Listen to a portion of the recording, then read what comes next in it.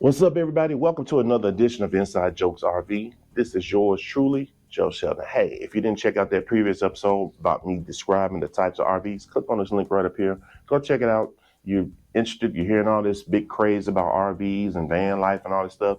I explained the different types of RVs that are out there. So go click on that video and get a brief description of the different types of RVs. So on this episode, we're going to talk about who I believe those type of RVs. If you're out looking and you don't know which one is for you, I'm going to give you sort of my opinion, who I think each of these RVs are for, and hopefully that will help your decision in choosing which RV to get. So let's get right into it.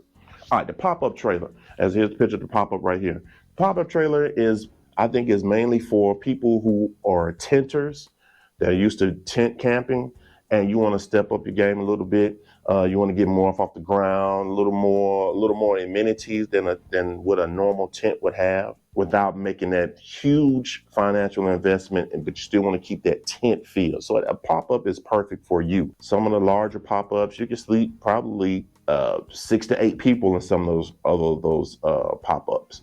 But again, how the pop-up is made, it's still like a tent in a box. So you're still going to hear the wind and the ebbs and flows of outside and all those things. So you're going to keep that tent feel, but some of them have wet baths and have a sink, have a stove and burning things on the inside of it. So if you love tent camping, but you just want a little more maybe off the ground and a little more amenities to have while you're camping, the pop-up is for you. The teardrop, sort of on the same side as the pop-up. You got to be outdoorsy because the teardrop, how they're designed, the majority of the time you're going to be outside anyway. You're going to have everything set up outside. The kitchen is normally in the back of it. You're outside. So you got to be an outdoorsy person to just like sitting outside.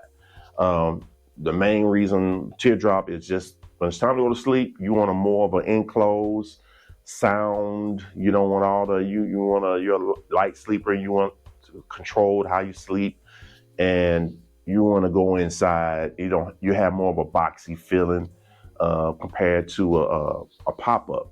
And teardrops, you're able to control the climate a little better. Most of them have AC units, whereas the pop-up, it's like I said, it's that tent feel. So you'll be able to control the temperature when you're going to sleep, whether heat or AC. So if you want a more controlled climate and a more comfortable feeling or safer feeling, I guess you could say, when you go to sleep, the teardrop is for you. Teardrop, no more than 2 people, my opinion. It's just small on that. If you got 2 adults and maybe a little kid, you may get away with it. No more than 2 people for that teardrop. But hey, that's up to you. Travel trailer, biggest difference is more space. So you can walk around in a travel trailer. It doesn't matter if it's a 12-foot or 20-foot, 30-foot. There's more space, a more normal bathroom with your sink, your shower, and some have tubs in them. So it gives you closer to a normal living space compared to a pop-up and a teardrop. More headroom. If the weather is cold or hot outside, you can go inside. You can turn your AC on. You can turn your heat on. You can still get the best of both worlds from outside living. You want to bring it inside. You still have some space to walk around. You can cook on the inside. They have the stove on the side, the burners, refrigerator. So you can get more of a normal residential feeling inside of a travel trailer compared to a teardrop and a pop-up. Travel trailers can go anywhere from the smaller ends. You can probably sleep 2 to 4 people comfortably. And then all the way up to the bigger travel trailers, the bigger you get, the more space you get, the more people you can sleep in there. So that's just sort of self-explanatory. Smaller end, 2 to 4 people. Larger end, you can probably sleep 6 to 8 people. So depends on what you're looking for. One thing with the pop-up, the teardrop, and the travel trailer, and it's on the smaller end, definitely the pop-up and teardrop, you can basically tow those with probably whatever vehicle you have right now, unless you got one of those Teslas or something like that. Can't do that. But if you got a small sedan, you can easily pull a pop-up and probably even a teardrop. Travel trailer, small SUV, small truck, you can pull probably any of those if you have the tow package already in your vehicle. You can tow any of those relatively easy. So go inside your car door. There's a little white tag right there on the seal of your door. It's gonna have a bunch of numbers. It'll tell you what the tow weight of your vehicle is. Do some research on the gross weight, tow weight, and all those type things of what your vehicle can tow. But the pop-up, the Teardrop are very lightweight vehicles, and you can tow them pretty much.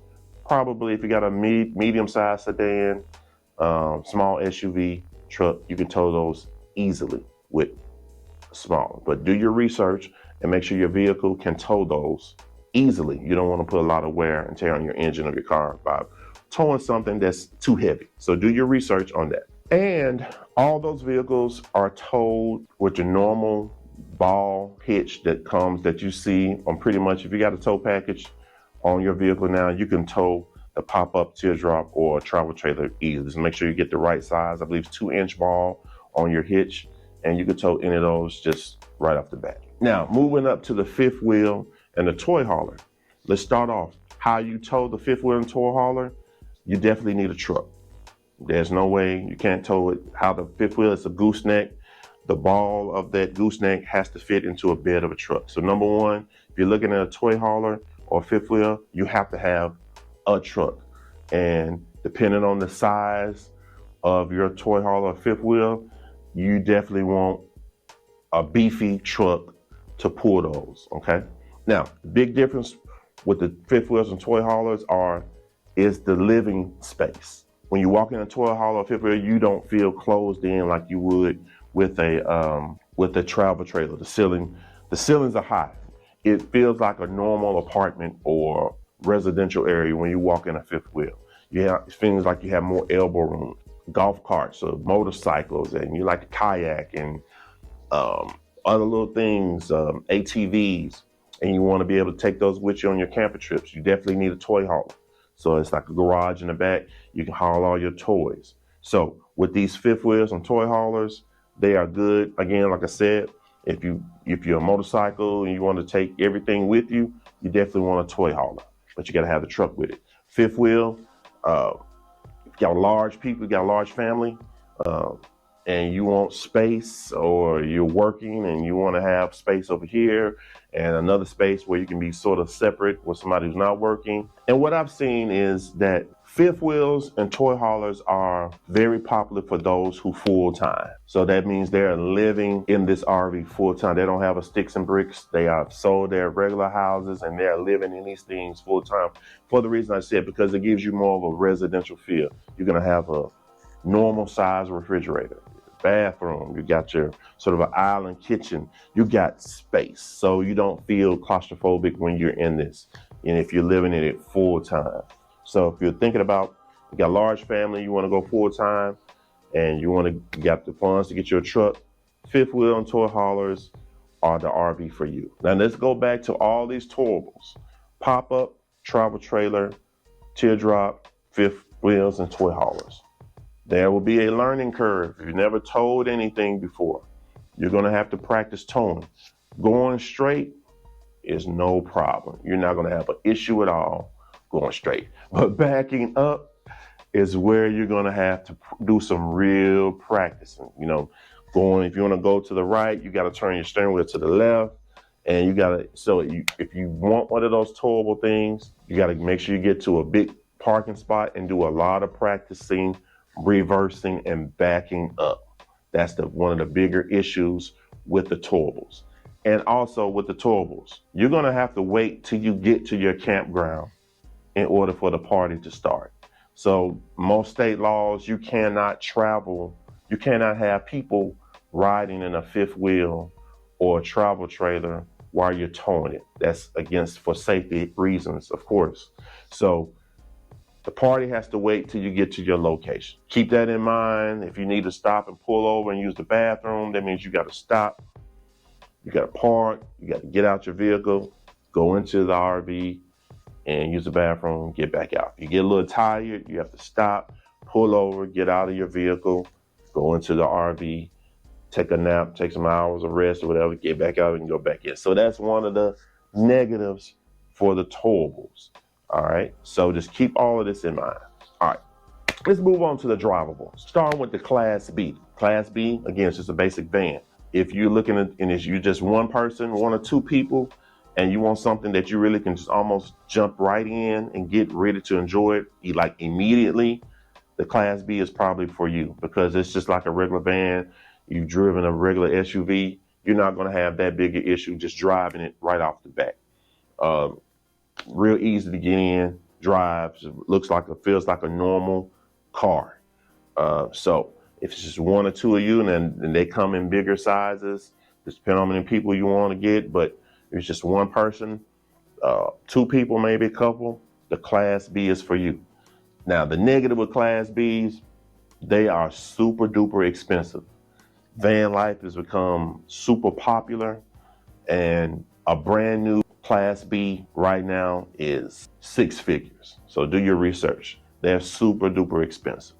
But if that's what you want to do, you got the funds to do that, go for it. But Class B, one or two people, easy to drive. You have all the amenities, have a little wet bath, you got a place to sleep, you got a kitchen, stovetop, things like that. You can get in, maneuver. They call it stealth camping. You could park somewhere. Nobody would know that it's an RV. You can drive anywhere you want like a normal vehicle. That's the big plus side to a Class B. No problems. Jump right in, drive, and you're good to go. Class C, sort of on the same level with the Class B. It's going to be easier to drive. Of course, Class C's get a little bigger, but Class C's have the driver and the passenger side door. You sort of get in like a regular vehicle, and your whole driving center is going to be more like a regular vehicle. Of course, it's going to be bigger depending on the size of RV that you get, but drivability is going to be a little easier for those people who haven't driven an RV before. So if driving is going to be an issue with you, Class C would be a good way to sort of jump into it. It's going to give you a little more space than a Class B. A family of 3 or 4, that's perfect. But depending on what length you get for your Class C, you can sleep 8 to 10 people depending on what size you want to get. But easier drive, more headroom, more space than a Class B. So I think that's for a larger family, but it just depends on your preference. The next RV is going to be the Class A. Class A is what I have. I've always wanted a Class A. I like how they look. It's like the big charter bus, the big tour bus, the flat face, the big windshield. Feels like you're sitting up and you can see everything. I just love the Class A. I like how they look. Class A again. Here's the Class A is going to be probably your most difficult to drive from somebody who's never driven something big, because how you're sitting, the windshield, I forget what they call it, you're white knuckling. You have to. There's a big adjustment period when driving a Class A, because it's a giant box, and when semi trucks pass, you sort of get this push of air, and it sort of pushes you over this way or which way. So once you drive it a few times, by your 3rd or 4th trip driving, you'll be a little more comfortable in adjusting. So you're constantly sort of battling the wind when you're driving. But that's the hardest thing about the Class A. Again, Class A comes in smaller all the way up to the big diesel pushers. If you got big family, or you want Class A's can be super duper luxurious. You want all the bling bling. The Class A's are going to give you all that big space, all the amenities that almost like a regular house. Now, here's the thing with the Class B, the Class C, and the Class A. Here's the big advantage with those. The party starts as soon as you turn the key. As soon as you start driving, you're driving, people in the back, sitting back there, they need to go use the bathroom, they need to go wash their hands, they want to grab some snack out of the kitchen, you want to go take a nap. You can do all that while you're driving in a Class C or Class A. The party is going as soon as you take off. That's the huge advantage to that. Now, the disadvantage to the Class A and the Class C is once you get to your campground or campsite, you want to go do you're not going to drive that Class A or that Class C just around town. It's for the sheer size of it.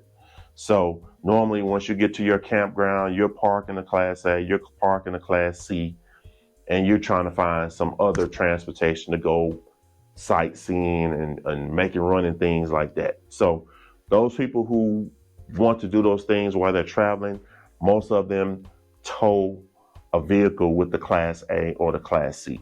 So they get to their location, set up camp, unhook their tow vehicle, then they can drive around the city, run to Walmart, do other things with that. So that's the negative with the Class A and the Class C. With all of these RVs, anything you're towing, anything you're driving, expect gas mileage. Gas drivable again. Class B is probably going to be your best gas mileage because it's almost like a normal SUV. Depending on what size travel trailer you get, your gas mileage on your truck or vehicle is going to decline a little bit because you're towing something.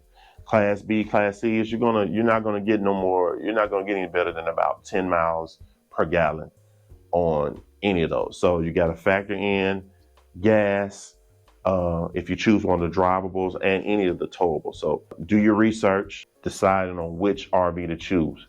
Gas mileage on what your current vehicle is compared to a drivable RV. Let's get to this last category with the schoolies and the box truck builds and things like that. So schoolie is basically the school bus. The school bus, we call them the big cheese back in my day. So the regular old school, yellow school bus. People are getting those yellow school buses and they're converting them into RV. Why are they doing that? Well, number one, you can get a school bus pretty much cheap. You can go buy a school bus for a couple of $1,000s. School buses are built just to drive, how they're designed, not too many engine problems. So most people get those school buses because it's cheap and you have a lot of space and you have sort of an open palette to design it however you want to. Same thing with the box trucks. You can get a box truck, the old U-Haul trucks, you can probably get those relatively cheap and people sort of deck out the back of them. Now, here's one thing you have to be aware of if you choose to get a schoolie or a box truck, things like that. There are some campgrounds that won't allow schoolies and box trucks, those sort of custom builds. Some, just do your research. So there are some bougie people compared when you look at the schoolies or the box trucks and compared to your regular Class C or A. So some campgrounds don't accept those because they want to keep the image of their camp, RV resort or campground, And again, just do your research. But the schoolie and the box trucks, they are for people mechanically inclined. You know how to work on engines. You know how to get in and change out a water pump and belts and alternators, and you're good. Electricity work, plumbing, carpentry. If you're that type of person, those are the people who have the schoolies and the box trucks because they are constantly building. They can go in and fix things like that.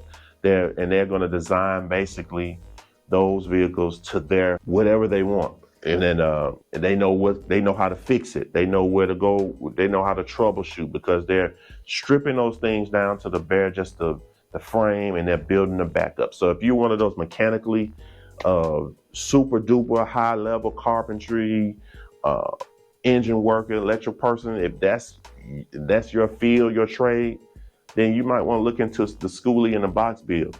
You can save a lot of money by starting with a clean slate and building it up how you want to build it. You can design that thing how you want it instead of going and spending a big boatload of money on something already designed. You're going to have to change and things like that. So, but be aware, some places don't accept the schoolies and the box trucks. Older versus new RVs. Do you want to go a 2023 model or do you want to go a 2013 model? Depends. And here's some things to think of before you go new or older. If you are not mechanically, you're not a handyman, you have know nothing about electrical work. If you know nothing about any of that, stick to the newer RVs. Stick to the newer RVs. If you're a good sort of a handyman and you know how to get in and change a fixture or rewire a light, you can save some money by going older, and you're able to fix up some things and save you really 20, 30, 40, $50,000 if you want to go to an older RV and fix it up. The basic things are there.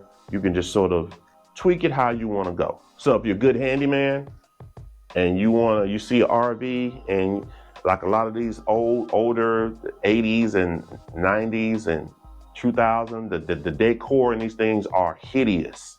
So you may see that, okay, this is a pretty cool RV. It's a good price. The decor is hideous, but I can change this out. I can take this color scheme out, I can go ahead and paint it. I can put new fixtures on it.